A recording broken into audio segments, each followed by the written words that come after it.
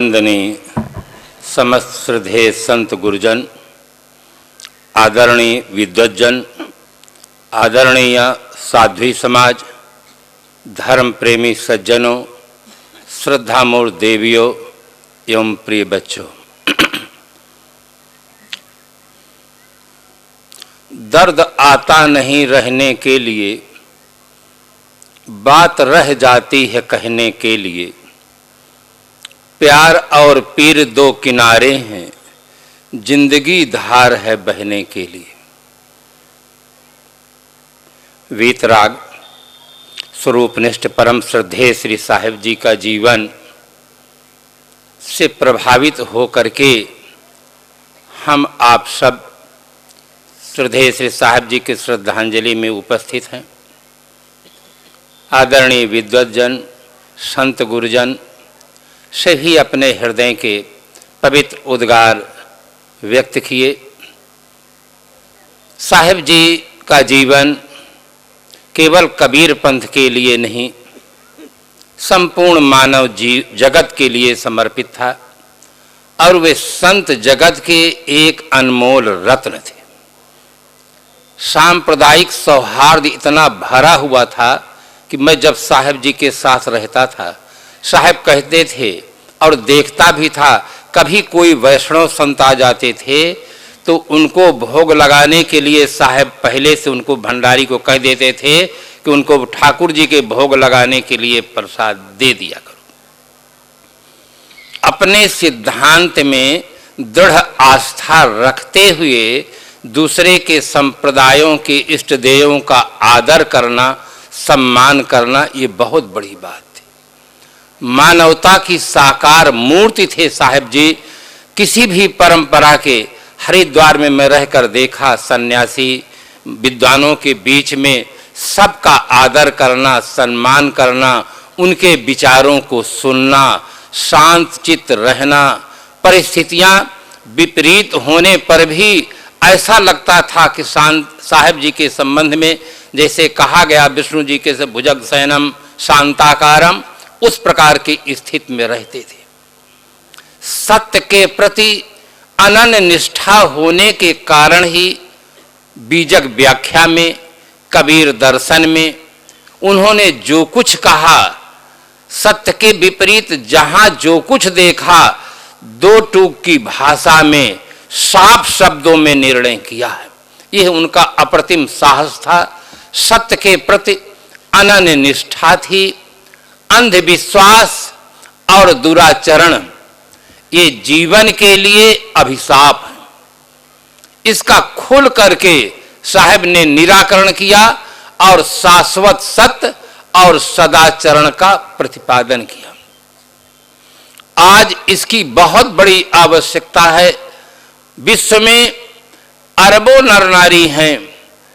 आदमी के रंग में, रूप में, लिंग में, भाषा में, संप्रदाय में, उपासना पद्धति में, वेशभूषा में बहुत बड़ा अंतर दिखाई देता है। जहां तक हमारी दृष्टि बाहर की ओर जाती है, अंतर ही अंतर हमें दिखाई देता है, किंतु मानव के आंतरिक जगत में एकता पाई जाती है।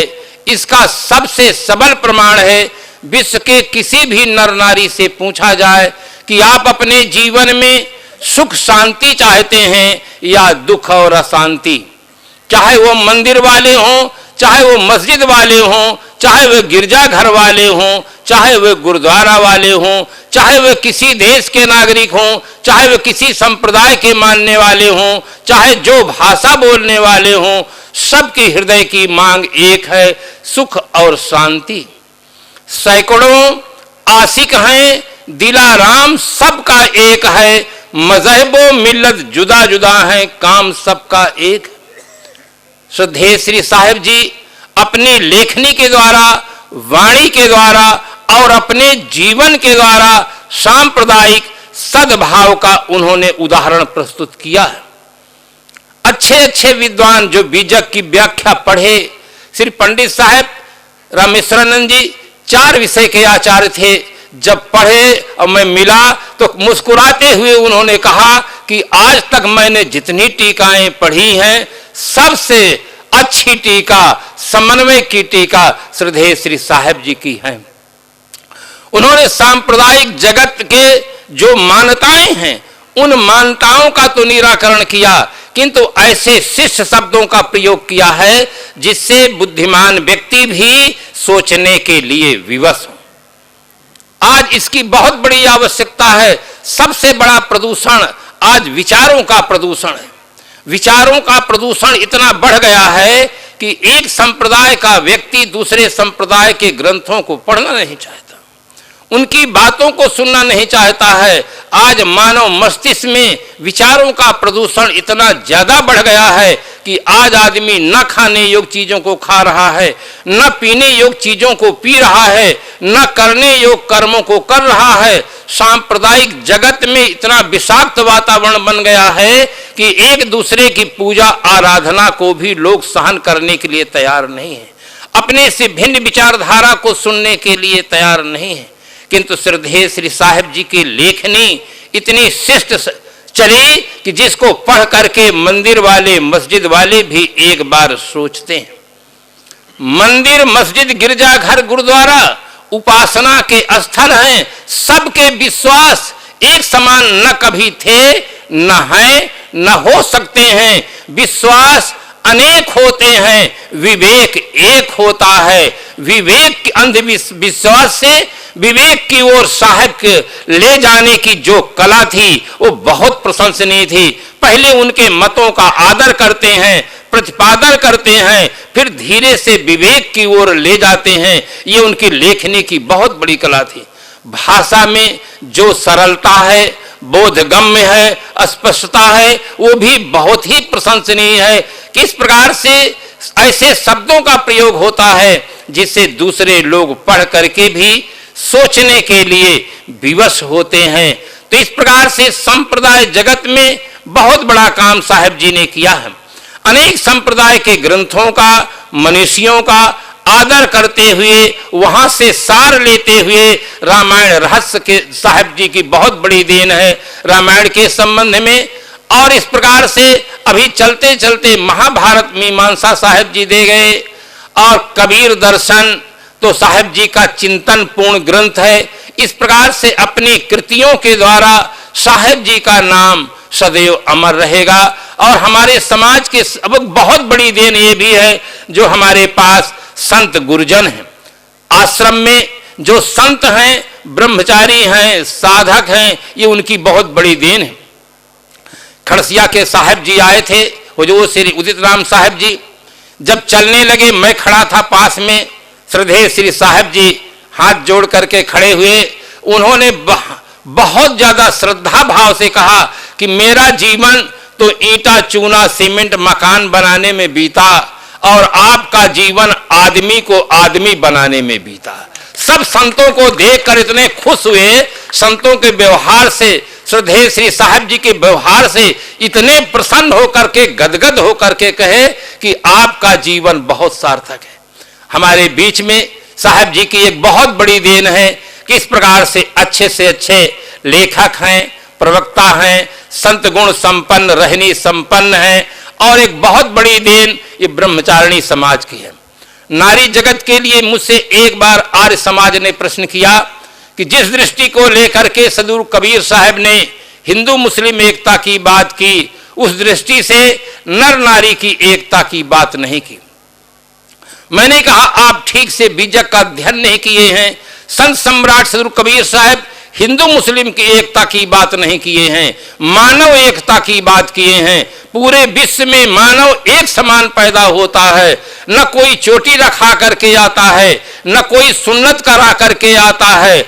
आदमी आदमी के रूप में जन्म लेता है। पूरे विश्व में एक समान मनुष्य की उत्पत्ति होती है। सदगुरु कबीर साहब मानव एकता, मानव समानता, मानव श्रेष्ठता के उस घोषक थे। उन्होंने कहा कि मानुष तेरा गुण बड़ा।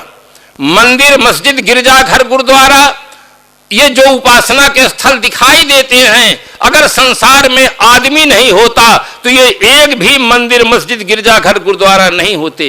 इन सब का बनाने वाला आदमी है। अगर आदमी नहीं होता तो दुनिया में एक संप्रदाय भी नहीं होता। सभी संप्रदायों का जन्म किसी महापुरुष के द्वारा होता है, सभी ग्रंथों की रचना किसी महापुरुष के द्वारा होती है। मानवता के विकास में परम श्रद्धेय श्री साहब जी का बहुत बड़ा हाथ है, जिन्होंने आदमी को आदमी कह करके समझ करके अपने जीवन में प्रयोग किया। उन्होंने केवल कहा नहीं, केवल लिखा नहीं, अपने जीवन में प्रयोग करके दिखाए कि मानव केवल मानव है और मानव अछूत नहीं हो सकता है। मानव तो धरती का सिरमौर प्राणी है। मनुष्य एक ऐसा प्राणी है जो पत्थर को छू लेता है तो हनुमान जी बन जाता है, नदियों को छू लेता है वो तीर्थ स्थान बन जाता है। मनुष्य सबसे महान प्राणी है। इसका व्यवहारिक स्वरूप आदर्श के रूप में हमारा इलाहाबाद आश्रम है, जहां संत समाज सब रहते हैं। यहां किसी से किसी प्रकार का कोई दुर्व्यवहार नहीं होता है। आदमी को आदमी समझ करके एक आदर्श व्यवहार किया जाता है। संप्रदाय जगत के व्यक्तियों के साथ सुंदर व्यवहार किया जाता है। आज इसकी बहुत बड़ी जरूरत है। संत सम्राट सदगुरु कबीर साहब ने इसी दृष्टिकोण को लेकर के कहा कि पोथी पढ़ पढ़ जगमुआ, पंडित भया न कोय, ढाई आखर प्रेम का पढ़े सो पंडित हो।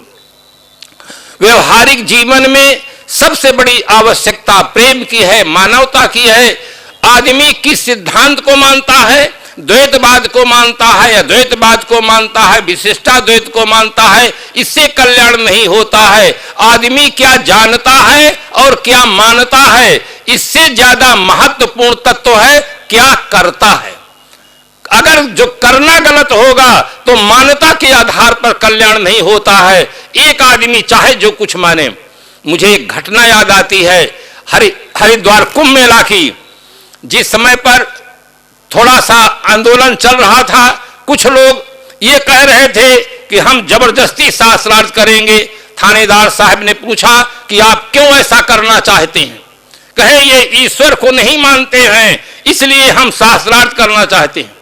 मुझे याद आया थानेदार साहब ने इतना सटीक उत्तर दिया। उन्होंने कहा कि जो ईश्वर को मानता है उसे ईश्वर स्वर्ग देगा, और जो ईश्वर को नहीं मानता है ईश्वर उसे नरक देगा। बीच में आप क्यों परेशान होते हैं? इतना अच्छा उत्तर दिया कि उनसे कोई उत्तर नहीं चला। उन्होंने कहा जो जिसको मानता है उसको स्वर्ग देगा, नहीं मानता आप क्यों परेशान होते, हमसे ये बताइए। वो एकदम मौन हो गए। तो इस प्रकार से मान्यता के आधार पर बंधुओं कल्याण नहीं होता है, आचरण के आधार पर कल्याण होता है।